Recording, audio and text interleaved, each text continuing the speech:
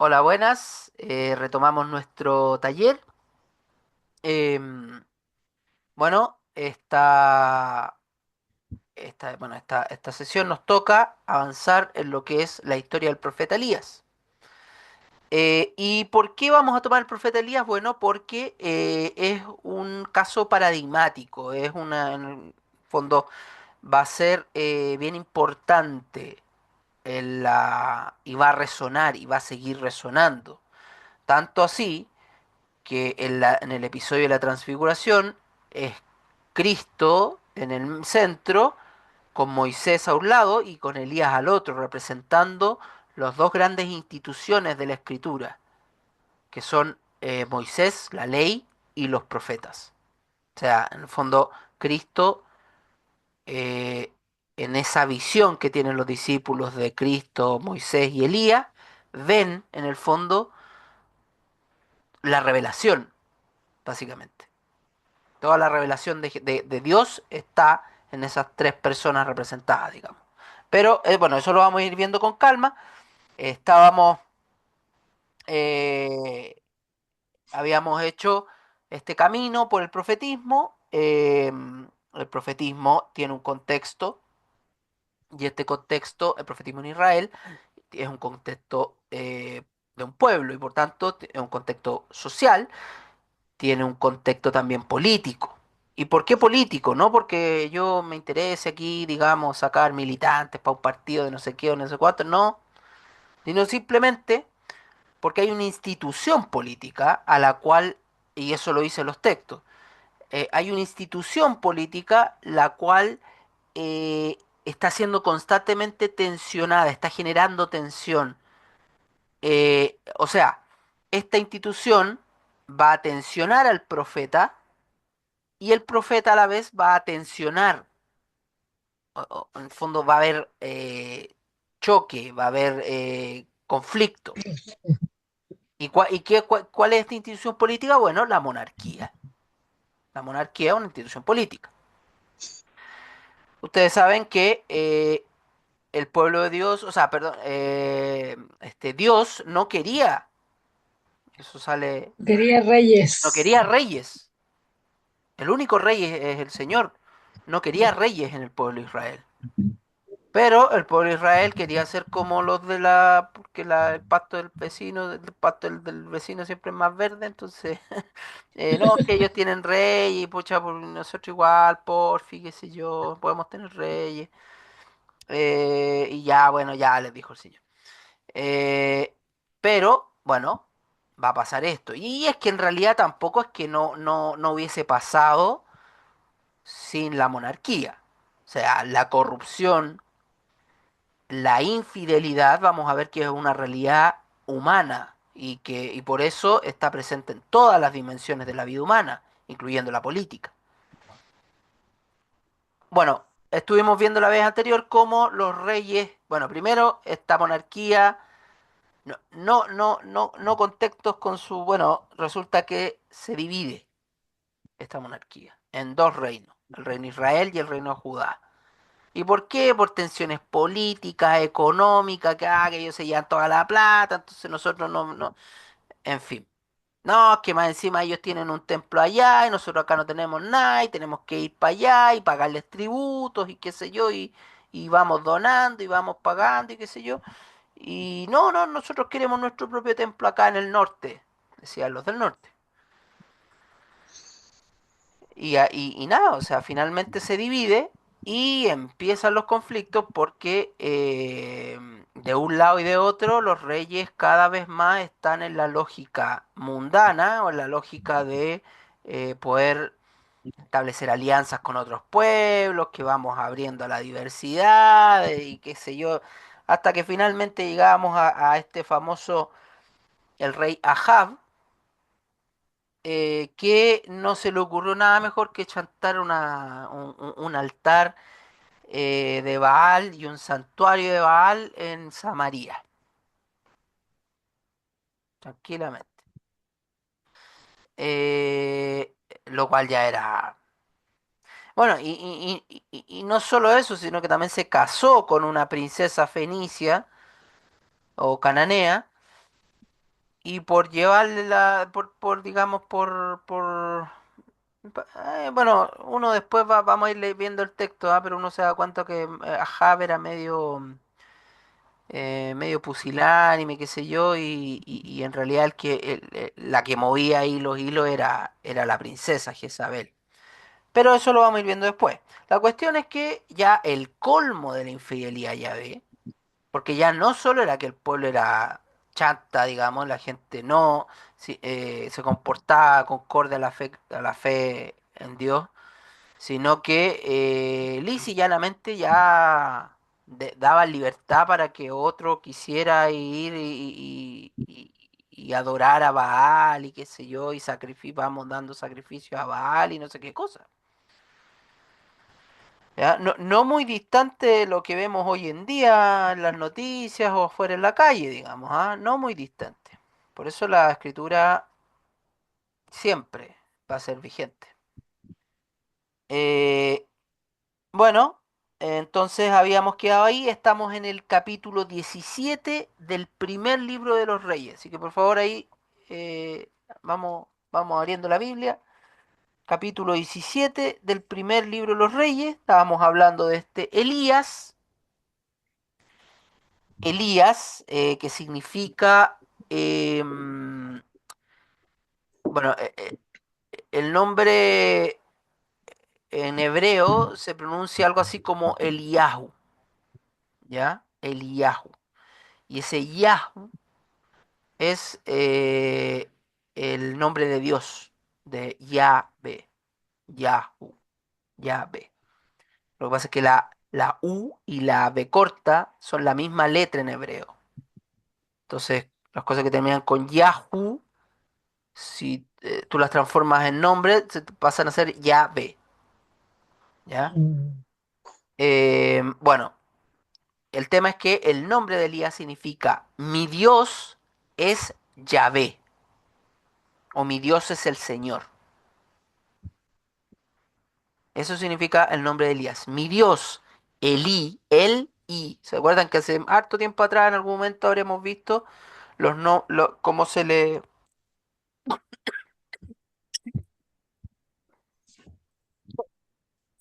perdón, cómo se habla de Dios en la Biblia? Y yo les decía que una forma de referirse a Dios en la Biblia es con la palabra Él. Elí, entonces significa mi Dios. Con esa I significa mi. Elías, mi Dios es Yahvé. Y en general todos los nombres en la Biblia que terminan con Ias es esta misma terminación Yahu. Elías, Isaías, Jeremías, todos esos son esa terminación, lo que se llama, uy, tiene un nombre,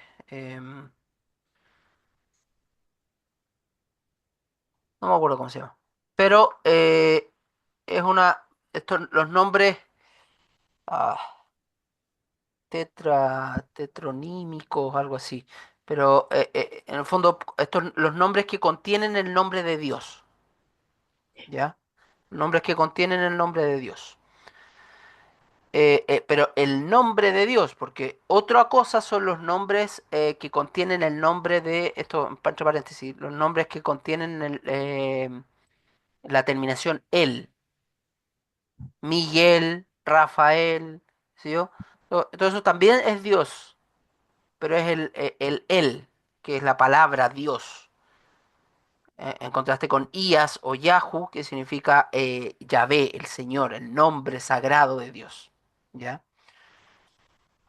Bueno, entonces, dado ese dato, resulta que Elías, ahí en el capítulo 17:1, eh, por mi vida, en realidad vive Yahvé Dios o vive el Señor, es una expresión que se usa generalmente para hacer juramentos, vive Dios, Adonai, Adonai Hayá, Adonai Hayá, vive el Señor o vive Dios, em, cuando quiero hacer un juramento así brígido, entre comillas, ¿ah? Fuerte. Vive Dios, vive el Señor Dios de Israel, ante quien sirvo, que no habrá en estos años rocío ni lluvia, si no es por palabra de mi boca.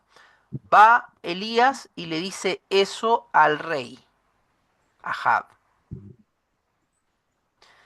La vez anterior, eh, o sea, yo quise llevar esto, puede que haya gente que no esté de acuerdo conmigo, ¿ah? Pero a mí esto me parece, visto desde la perspectiva del rey, me trato de poner en la perspectiva del rey y haciendo la analogía con el mundo contemporáneo, eh, este tipo de amenazas serían casi terroristas. ¿Por qué? ¿Por qué? Porque supongamos que Elías no va, eh, no se lo dice al rey, lo dice a todo el pueblo. Se para en la plaza, en medio de la plaza y dice el Señor que no va a llover más. Así que sálvese quien pueda. Que no llueva más ahí donde están viviendo significa drama, hambruna, enfermedad, muchas cosas malas, digamos. Entonces, si Elías hiciese eso, o sea, se pusiese a hablar en el pueblo, en la medio de la plaza, qué sé yo, a decir eso, seguramente vendría la autoridad y le diría, oiga, cállese, usted está asustando a la gente. Usted está asustando a la gente. ¿Cómo sabe usted que no va a llover? ¿Quién es usted para decir eso? Usted está puro asustando a la gente, así que lo vamos a llevar preso. Bueno, asustar a la gente sí, es el terrorismo. El terrorismo es justamente asustar a la gente, decirle, eh, mostrarle con atentados que la sociedad en la que viven es más frágil de lo que piensan y en cualquier momento esa fragilidad va a derribar los cimientos de la sociedad. Y por tanto la gente se encierra y por lo tanto la gente no puede ir tranquila y por lo tanto la gente tiene miedo. Y por lo tanto la gente no compra ni vende. Y por tanto, los que se benefician de la compra y la venta no se benefician. Entonces resulta que al poder político no le conviene un terrorista. Y por eso es que inmediatamente son acallados, digamos, los terroristas. Yo no estoy aquí haciendo ninguna apología del terrorismo, ¿ah? Yo solo quiero mostrar, eh, yo solo quiero mostrar el nivel de lo que está diciendo Elías. Porque esto que está diciendo Elías le va a valer que lo persigan hasta matarlo. O en el fondo lo persigan con fines de matarlo. Intención. Por eso, lo que pasa es que el relato es muy corto, pero eso es lo que está de fondo. Por eso, digamos, capítulos más adelante, ya a Elías lo quieren matar, lisa y llanamente, y lo persiguen, y Elías tiene que arrancar. Entonces, ese es el tema, o sea, un personaje que tiene, en el texto bíblico, tiene la autoridad de Dios y la vocería de Dios, porque es un profeta, habla en nombre de Dios y tiene la autoridad para poder decir estas cosas. No va a llover más hasta que yo lo diga, porque así quiere el Señor. Eh, bueno, se enfrenta con un poder establecido, una monarquía. ¿Y por qué se enfrenta con la monarquía? Porque es anarquista, o porque quiere pelear, o porque quiere destrozar las cosas, o porque... No, porque considera que el pueblo de Dios está siendo mal guiado por esa monarquía, está siendo desviado por esa monarquía. O sea, en el fondo esa monarquía es mala. No mala de mala calidad, sino que mala de malas intenciones. Y por eso es que va a venir el profeta. Y por eso es que el profeta tiene todas las de perder. Porque es uno contra un reino. Mm. Uno contra un reino, mal pronóstico, digamos. Sigamos adelante. El Señor dirigió esta palabra a Elías. Sal de aquí, dirígete hacia el oriente, escóndete en el torrente de Kerit. Escóndete, imagínense, escóndete.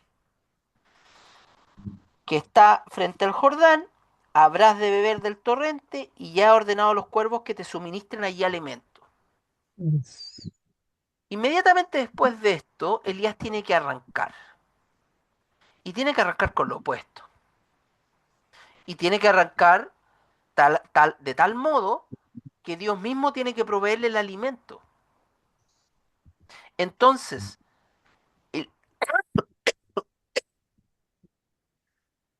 porque uno podría decir, bueno, Elías arranca donde está su piño de gente, la gente que lo apoya, qué sé yo, y ahí se va a ir a esconder y nada, porque Elías va a representar a un grupo social que está detrás de él apoyándolo. Bueno, eso no es así. No hay ningún grupo social apoyando a Elías. Es él solito contra el mundo. Nadie vota por Elías, digamos, ya que se vienen las elecciones, ¿ah? A propósito. Nadie vota por Mm. Elías. Yo creo que hasta Eduardo Artés sacaría más votos que Elías, digamos. Lo que pasa es que hay un meme, ¿ah? No, no es que tenga algo personal contra el señor Artés, sino que hay un meme que ahí o sea, Eduardo Artés, porcentaje uno coma no sé qué, qué sé yo. Nadie votó por él, pobrecito, digamos, pero él sigue ahí en su lucha solo contra el mundo, o casi solo contra el mundo. Bueno, Elías está más solo que él. Perdón. Em, bueno, eh, está aquí también la providencia, está aquí también Dios sosteniendo la labor del profeta. O sea, el profeta tiene que renunciar. ¿Se acuerdan que les dije que el profeta anuncia, denuncia y según mi profesor, bueno, para chamullar, renuncia? Eh, bueno, aquí está la renuncia de Elías, po. O sea, tiene que en el fondo ir ¿cómo se llama? A Esconderse. alimentarse de pan y carne en el descampado y vivir así en la soledad como un Mm. ermitaño. Y nada, bueno, el texto continúa, dice ahí, eh, procedió según la palabra de Yahvé, fue a establecerse en el torrente de Querí, que está frente al Jordán. Los cuervos le llevaban pan por la mañana y carne por la tarde, y bebía del torrente. Pero al cabo de un tiempo, el torrente se secó porque no había lluvia en el país. ¿Se acuerda que yo, bueno, no estaban todos, pero ¿se acuerda que yo en algún momento les hablé de los torrentes? Estos, em, les mostré un poco imágenes del desierto y cómo empezaba porque allá en Israel, todo el sector del Medio Oriente, como que no llueve nunca, pero, o sea, sí llueve, pero muy esporádicamente, pero cuando llueve, llueve harto, como Mm. para dejar cargadito y después ya no llueve más. Y eso durante una determinada estación. Entonces, por eso acá bueno, estos torrentes eran tremendos, o sea, son tremendos valles entre un cerro y otro, tremendos valles, y tenían recoveco y qué sé yo. Entonces, habían cuevas, qué sé yo, entradas de piedra, y ahí era un lugar fácil de esconderse porque era un terreno muy difícil de ver, digamos, y de caminar y todo. Entonces, claro, él se va a ir a vivir ahí a un torrente, a un wadi, ¿cómo se dice en árabe se le llama Badi. hoy en día. Y claro, por eso aquí dice que el torrente se seca.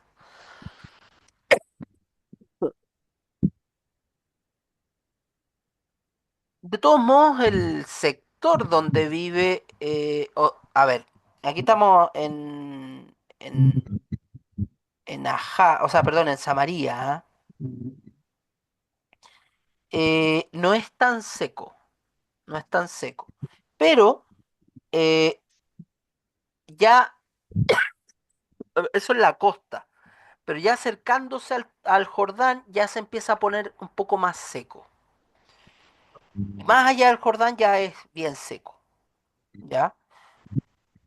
Eh, Aquí dice el torrente de Kerit. La verdad es que no tengo idea dónde. Habría que buscar dónde está el torrente de Kerit. ¿Ah? Pero, de todos modos. Hoy discúlpenme que estoy malo, malo. Estás resfriadito, Jaime.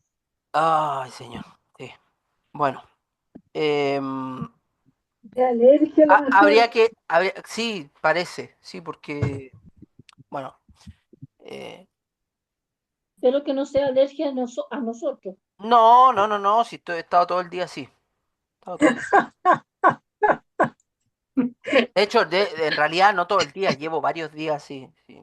No, no es. Ya, ustedes no somos nosotros, Anito. No, no, no, no, no. ¿Cómo se le ocurre? Nada que ver, po.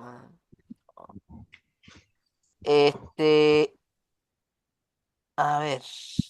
Dice por acá dónde está el turno. No, no importa, ya. Eh,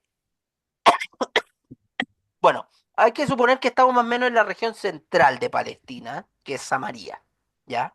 Central, central norte. Hacia el norte está Sidón. Ok. Hacia el norte está Sidón. Hacia el norte está Sidón. Ya en Sidón, a ver, para que les voy a proyectar un mapa mejor, ¿ah? Tiro y Sidón Sidón, están. todavía existe Sidón, por si acaso, ¿ah? Ahora está ubicado en el país que se llama el Líbano. Mm, Em, sí, pues el Señor le dice que vaya a Sidón. Mapa Israel. em,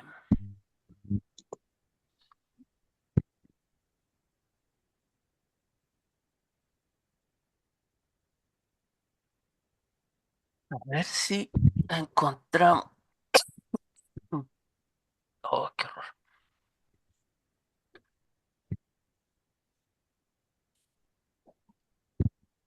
Ya, aquí encontré un mapa bueno.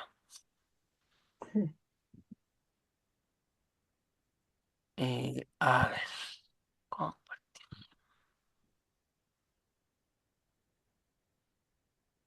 Ya. A ver, miren. Aquí estaría. A ver si se podrá andar esto. Sí. Mm, Ya, esto sería el reino de Israel, ¿ah? No, esto es más antiguo, esto es la época del reino unificado de Saúl y David. Después esto se va a separar y todo aquí más o menos va a estar la frontera. Por aquí, donde no sé si ven mi mouse, pero aquí, ¿ya? Aquí va a estar la frontera. Eh, bueno, este es el Jordán. Esta es la región central, es lo que esta región se llama Samaria. Eh, Siquem, Megiddo, qué sé yo, son lugares típicos. eh, y ahí está Galaad. Fíjense que está más allá del Jordán, que aquí ya está más mm, seco. Fíjense que dice, al principio dice, Elías el tesbita de Tisbé de Galaad. Aquí está Galaad. sí, Eh, sí. bueno, entonces, probablemente el torrente debe estar por acá. La cuestión es que Bueno, ahí el versículo 8 dice, el Señor dirigió la palabra a Elías, prepárate, ve a Sarepta de Sidón. Sarepta de Sidón. ¿Dónde está Sidón acá? Aquí arriba, fíjense. Arriba, sí, ¿Ya? arriba. sí, casi Y al límite. claro, aquí este mapa lo toma como que fuera parte del reino de Israel, ¿ah? Pero esto es antes, después ya a esta altura ya no. A esta Ya. altura ya no es parte de Israel. Justamente por la división, pierde poder y qué sé yo. Eh, de todas maneras, no eran propiamente tal enemigos. Y va a quedar súper claro porque acuérdense que Ahab se casa con una princesa eh, este, Fenicia. de Fenicia. Y esto es Fenicia, ¿ah? Tiro, Sidón hacia arriba es Fenicia. O Canaán.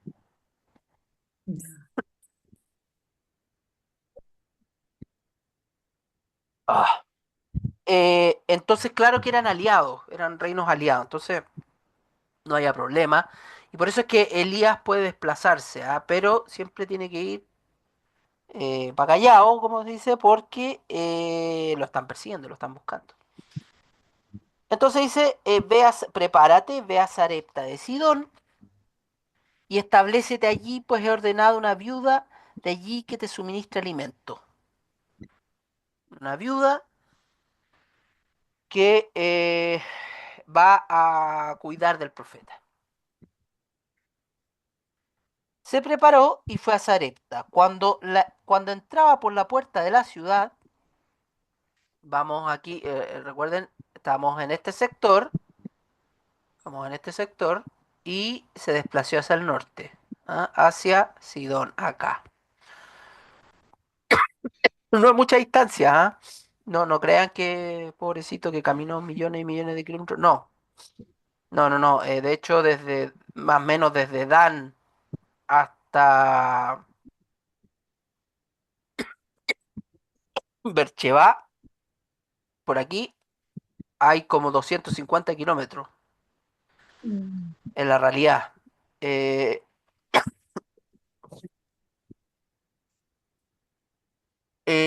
eso es como de aquí, Valparaíso y San Antonio.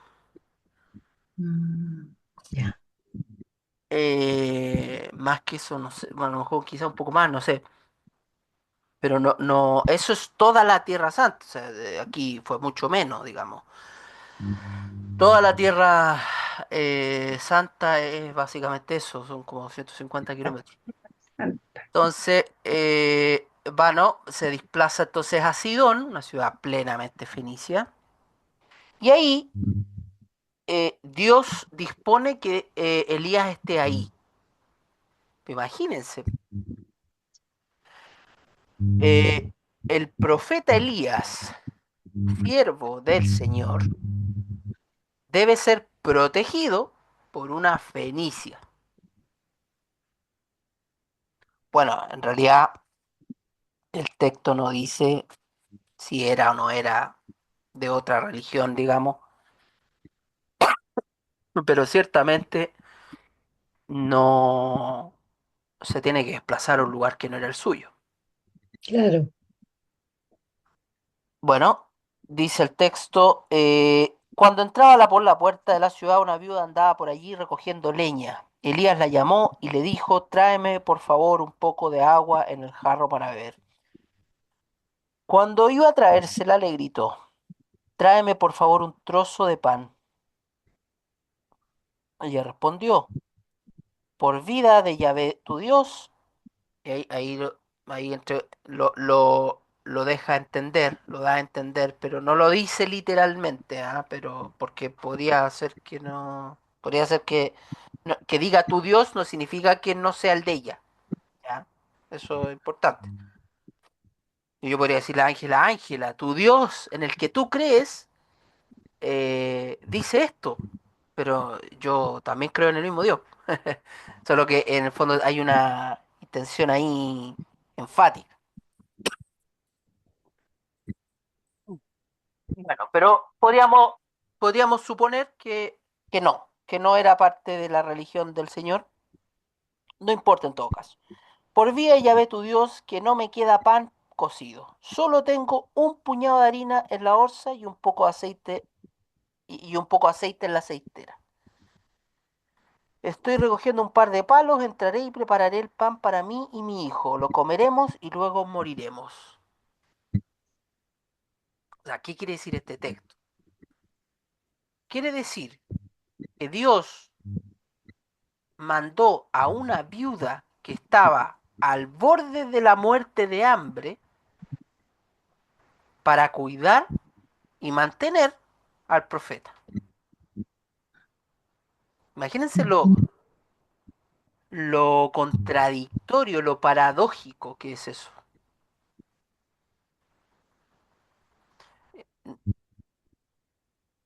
No, no, no. Pienso, por ejemplo, no vayan a pensar mal de mí, no piensen que soy anti ecuménico, pero ustedes saben que todas las iglesias evangélicas vienen de la reforma de Lutero. Sí. Lutero en algún momento fue perseguido por la Iglesia Católica porque en el fondo estaba haciendo algo incorrecto, que era dividir a la Iglesia. Eh, bueno, resulta que a Lutero se salvó de eso porque lo aguachó, lo protegió, digamos, un príncipe alemán. Y vivió muchos años con ese príncipe alemán en su fortaleza. Por eso a Lutero no le pasó nada. Porque a la hora que no, probablemente hubiese muerto como Juana de Arco, quemado. Quemado. Eh, Juana de Arco no fue asesinada por la Iglesia Católica, por lo demás, No. sino por los ingleses, por la Por lo- Iglesia inglesa, Sí. que ya no eran católicos, se habían separado. Eh, Mm. pero a lo que voy es que Lutero, no quiero aquí hacer comparaciones ni nada por el estilo, solo quiero mostrar cómo una persecución de una figura que genera tensión eh, si bien es cierto, tienen un destino similar, ambos son protegidos, la de Elías es un destino así como casi, o sea, eh, Dios protege a Elías con una mujer que está muriéndose de hambre. O sea, ¿qué protección, Mm. qué sustento le puede dar a una mujer que está muriendo de hambre? A diferencia de Lutero, que tenía un castillito, digamos, que lo protegía y lleno de soldados y qué sé yo.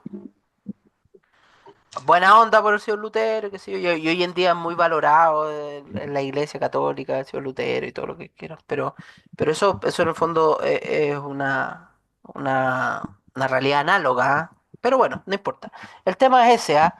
Que Elías se genera esta paradoja. Bueno, ocasión para manifestar el poder de Dios. Porque va y le dice Elías, pero Elías le dijo, no temas, estoy en el versículo 13, 17, 13, pero Elías le dijo, no temas, entra y haz como has dicho, pero primero haz con él para mí una pequeña torta y tráemela. Para ti y tu hijo la harás después, porque esto dice el Señor Dios de Israel. El cántaro de harina no quedará vacío, la aceitera de aceite no se agotará hasta el día en que Yahvé conceda lluvia sobre la superficie de la tierra. Bueno, si tienen ahí la Biblia de Jerusalén, se van a dar cuenta que ese pequeño sector está como en márgenes. Se dice, se dice, pero no hay cómo saberlo, se dice que eso sería una cita de la escritura, pero de alguna escritura, no se sabe de dónde, ¿ya? Pero por eso está así, por eso el formato, digo.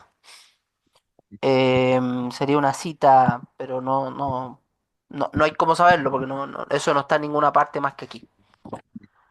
Bueno, Entonces, va Elías y le pide a esta mujer muerta de hambre, o casi muerta de hambre, que alimente primero al profeta.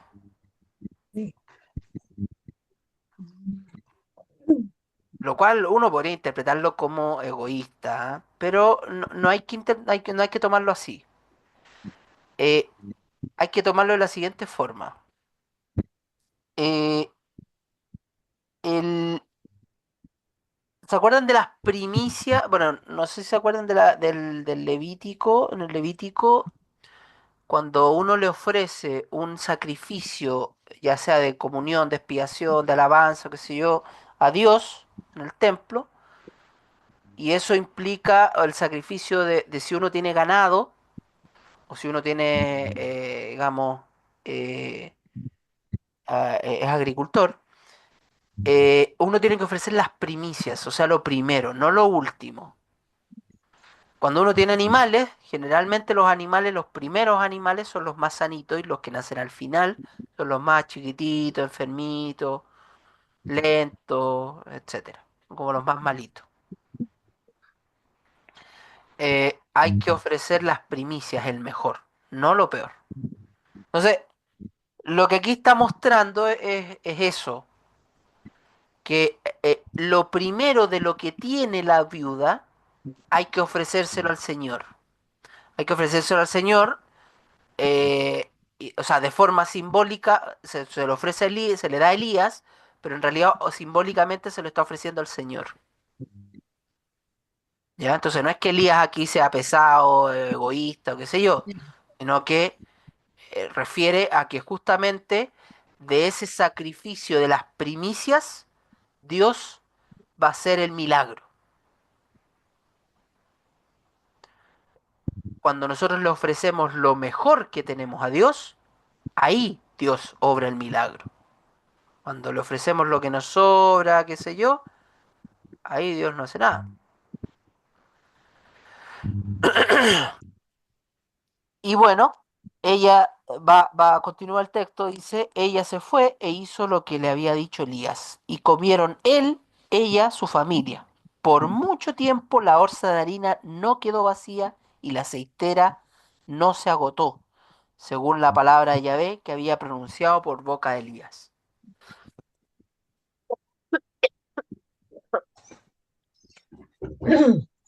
Em, la viuda al borde de la muerte de hambre.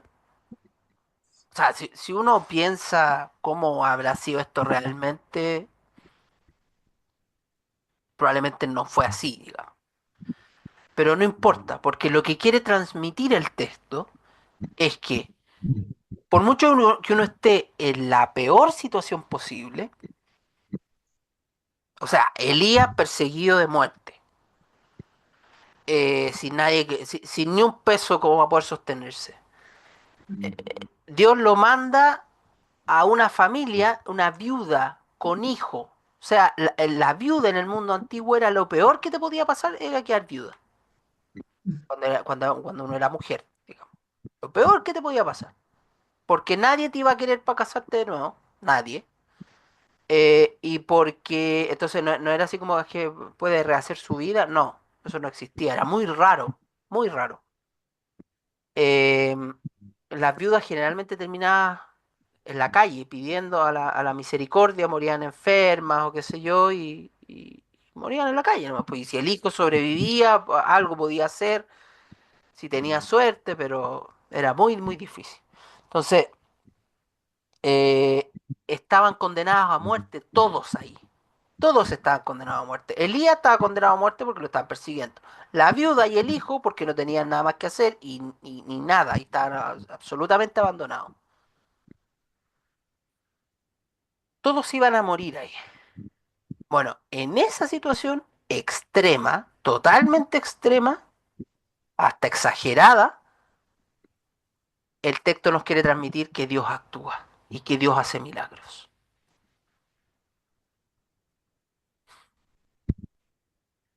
Esa, eh, esto nos va a resonar, esto nos va a resonar con la viuda del Evangelio, que da las últimas dos moneditas que le quedaban. ¿Se acuerdan? Sí, sí. Aquí la viuda da lo último que tenía para comer. En el Evangelio Jesús exalta el sacrificio de la viuda que da lo último. Y justamente dice esto, ¿eh? Que ustedes que tienen plata dan lo que les sobra, pero Sí. ella dio todo lo que tenía. No dice el texto del Evangelio que pasó con la viuda, pero podríamos extrapolarlo a esto, porque en esa situación extrema Dios actúa. Y probablemente esa, la viuda del Evangelio, y bueno, y como dice acá el libro de los Reyes, esta viuda van a comer por muchos años más. Imagínense tener un cántaro de harina que no se acaba. Yo pondría una panadería al tiro con una panadería. Es cara la harina, cara, por eso el pan está tan caro, imagínense. Sí. Así que probablemente la viuda también puso una panadería y pudo, el milagro, y iban a morir todos y ya no murieron todos y vivieron muchos años. Así que eso. Eh,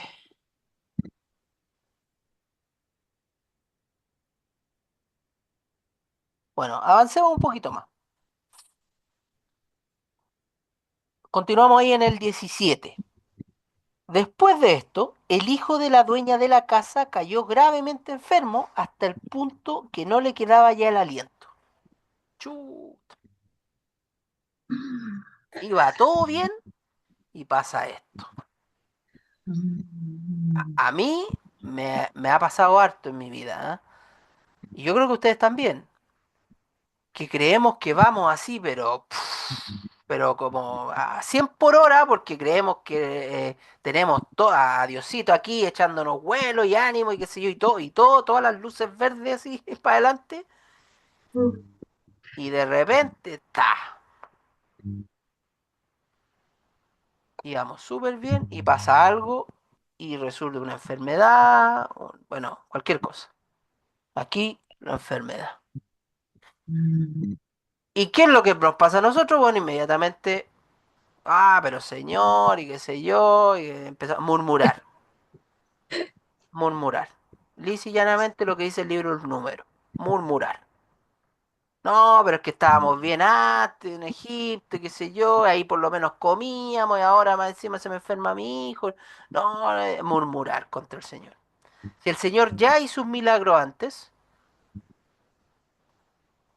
¿por qué no lo iba a hacer de nuevo? Bueno, sigamos leyendo. Entonces ella dijo a Elías, ¿se acabó todo entre tú y yo, hombre de Dios? Como pregunta. Oye, ¿qué pasó? Le dijo. Aquí hay que interpretar esto de la siguiente forma. ¿Se acuerdan que en el texto anterior la viuda le ofrece la comida a Dios primero? Ya, aquí, en esta parte, también Elías va a tomar como el rol de Dios, entre comillas, con respecto a la viuda. Por eso es que la viuda le reclama a Elías, pero le reclama de la misma forma que nosotros le reclamamos a Dios. Íbamos súper bien, Señor, y pa, me chantaste con esto,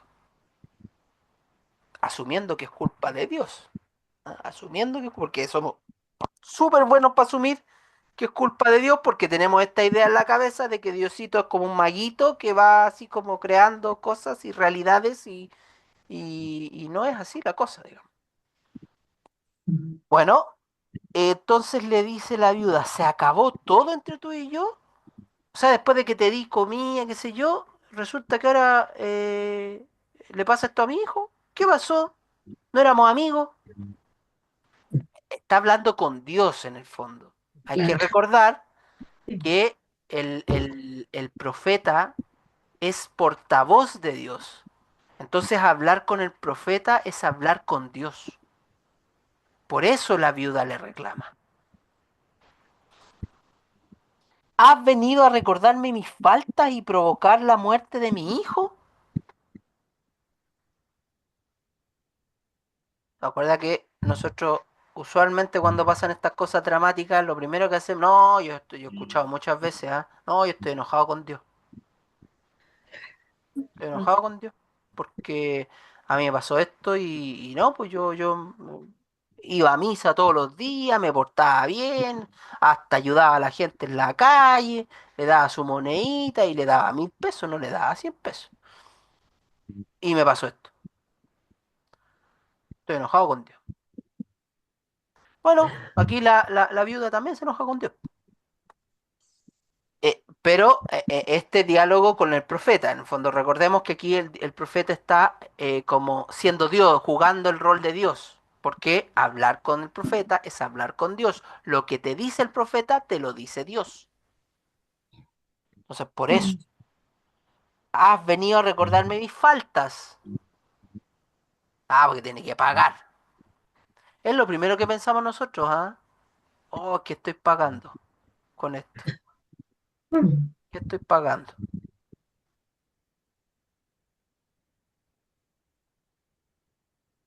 Aquí, bueno, Elías le responde, o entre paréntesis, Dios le responde, entrégame a tu hijo. Él lo tomó de su regazo, lo subió a la habitación de arriba que él ocupaba y lo acostó en su lecho. Luego clamó así a Yahvé, Yahvé, Dios mío, ¿vas a hacer mal también a la viuda que me hospeda causando la muerte de su hijo? Aquí ya se empieza a ver a Elías, a la persona Elías, a la, al ser humano Elías. ¿Y por qué? Porque hasta este también. ¿Te fijas que dice, vas a hacer mal también a la viuda? Ahora, yo podría interpretar ese también como también el hijo, ¿ah? Pero yo creo que tiene que ver más con el también de, o sea, además de que me hiciste mal a mí, ¿te vas a hacer mal a ella? ¿Que me ayudó? Ahí de fondo hay como algo.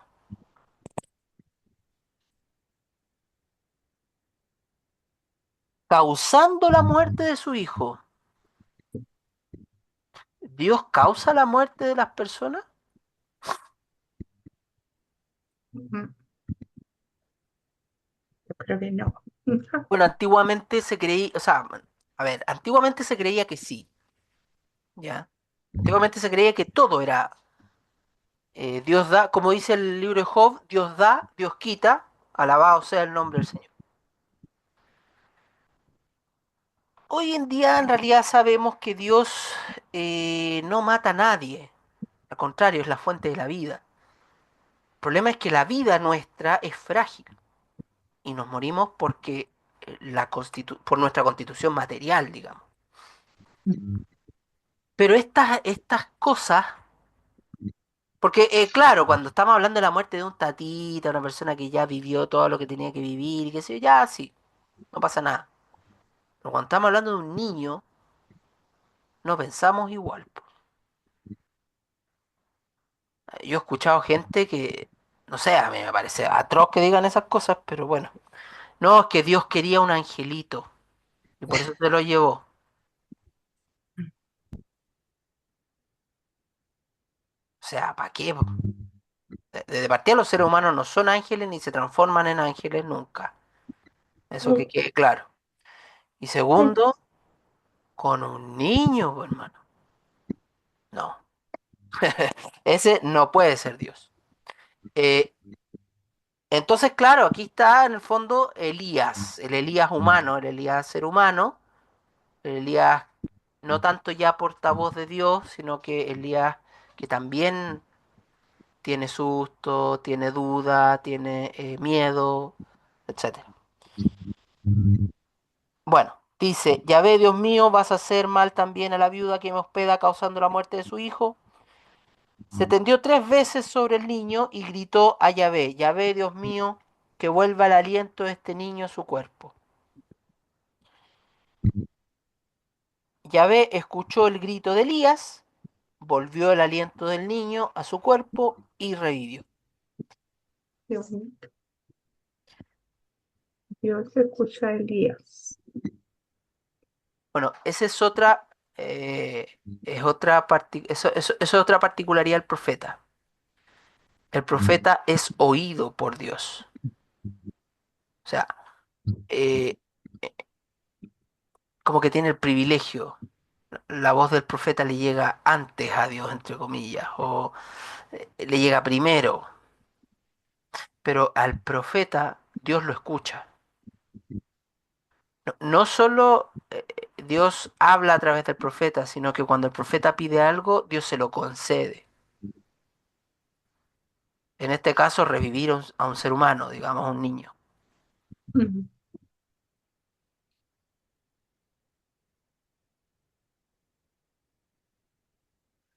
Em,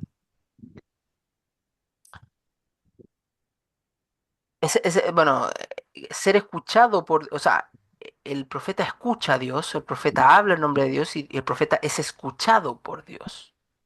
Sí. Y por eso si el profeta dice que no va a llover más, no llueve más.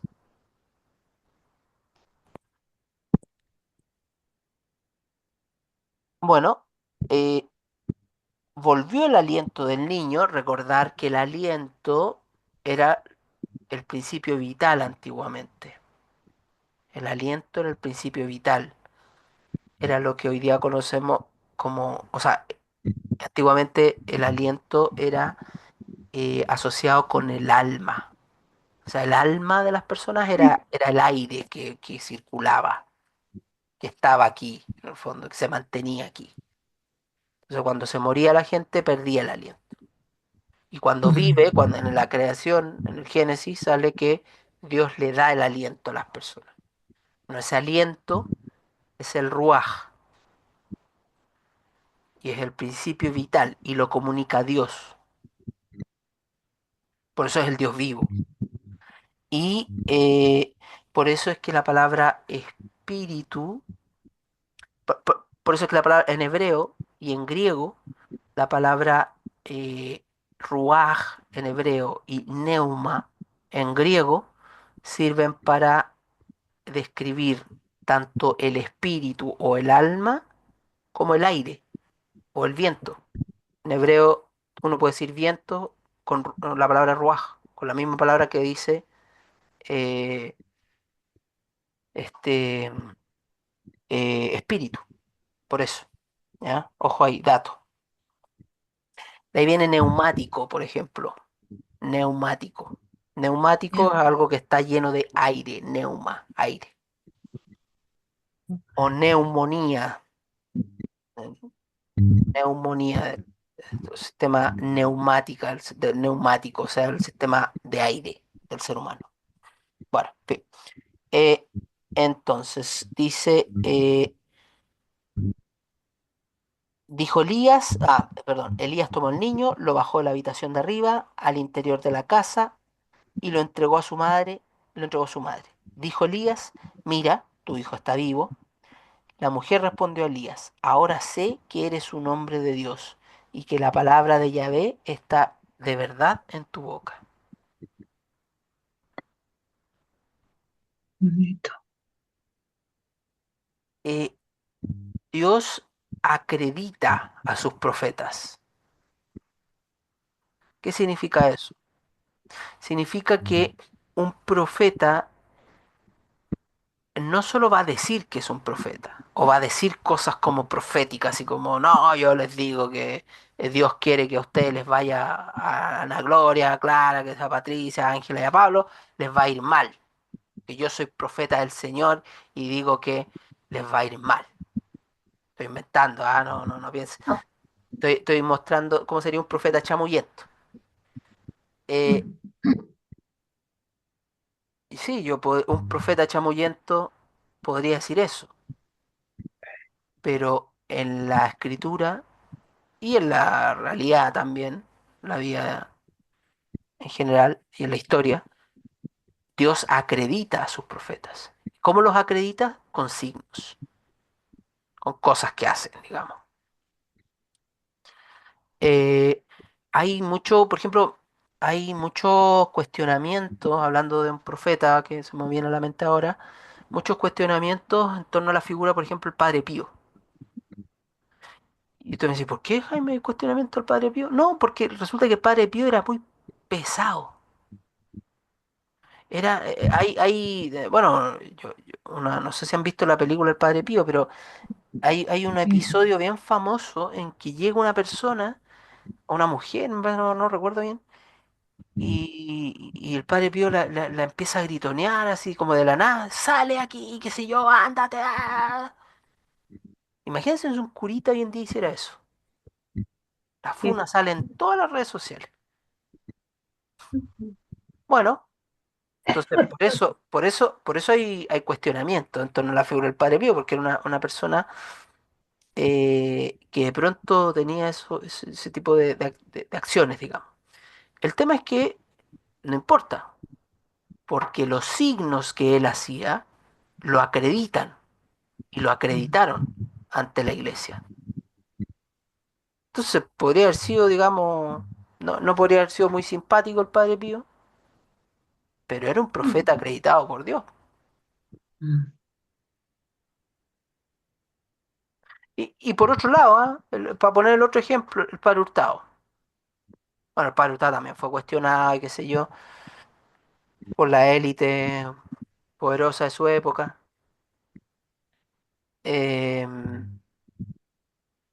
Padre Hurtado era simpático, amoroso, qué sé yo, todo el mundo con una sonrisa y todo. Em, a todos los profetas les toca malo. ¿Ah? No crean que hay profetas que les va bien en la vida y que no son cuestionados. No, todos los profetas les va difícil, les corre difícil la vida. Bueno, pero el Padre Hurtado, que no tenía esa personalidad que tenía el Padre Pío a lo mejor, pero también fue acreditado por Dios, con signos. Entonces, ¿por qué les digo esto? Para que tengan ojo con los profetas, para que sean capaces de reconocer a un profeta. Lo cual no es pega mía o de la Ángela o de Pablo solamente. Es una cuestión que es un discernimiento que se hace de la iglesia, hace ese discernimiento. Y ese discernimiento toma a veces años, e incluso pueden pasar muchos años. El padre Pío cuando se murió, o sea, sí, obviamente la gente que lo conocía, que sé yo, y fue muy famoso y todo, pero no necesariamente se pensaba que iba a terminar como santo. Pero Dios quiso otra cosa. Lo mismo con el padre Hurtado. Entonces, eh, de pronto hay que tener un poco de discernimiento, ¿ah? Y no acreditar a un profeta y decir, este es profeta, o este habla en nombre de Dios, o descartarlo también de plano. Descartarlo así como, no, que este es medio, por ejemplo, o sea, pues, no, es que este es medio comunista, así que entonces no puede ser profeta, que es comunista. No sabemos. Podemos estar nosotros en el lado, podemos estar nosotros en el lado del rey Ahab, ¿entienden? A eso voy. O podemos, o por otro lado, no, este es muy, qué sé yo, conservador, retrógrado, qué sé yo. eh, no puede ser hablar en nombre de Dios, qué sé yo, no puede ser un profeta. No sabemos. ¿Cómo lo sabemos? Bueno, discernimiento. Y no con discernimiento en el fondo relativizar las cosas, ¿ah? Sino con el fondo con escuchando la palabra, escuchando a la iglesia, eh, ap- eh, relajando nuestros juicios. Los católicos en general somos súper buenos para juzgar. No, es que esto no tiene nada que ver con la fe cristiana. No, es que esto es inmoral. No, que esto es incorrecto. No, que esto es esto otro. Frenar un poquito los juicios. Irnos con calma con los juicios. Al Papa Francisco le han tirado, pero pobre hombre, le han tirado, pero le han tirado encima. que es comunista, que pro no sé cuánto, que los gays, que esto, no sabemos qué quiere Dios, qué quiere el Espíritu Santo con esto. Mm. De pronto pensamos que el Papa Francisco salió, hay algunos, yo pienso por ahí que hay algunos que piensan que el Papa Francisco salió así como de la nada, se tomó la iglesia y está haciendo lo que él quiere con la iglesia. Al Papa Francisco lo eligió un consistorio de cardenales, digamos. Mm. Entonces, hay ahí un discernimiento de iglesia.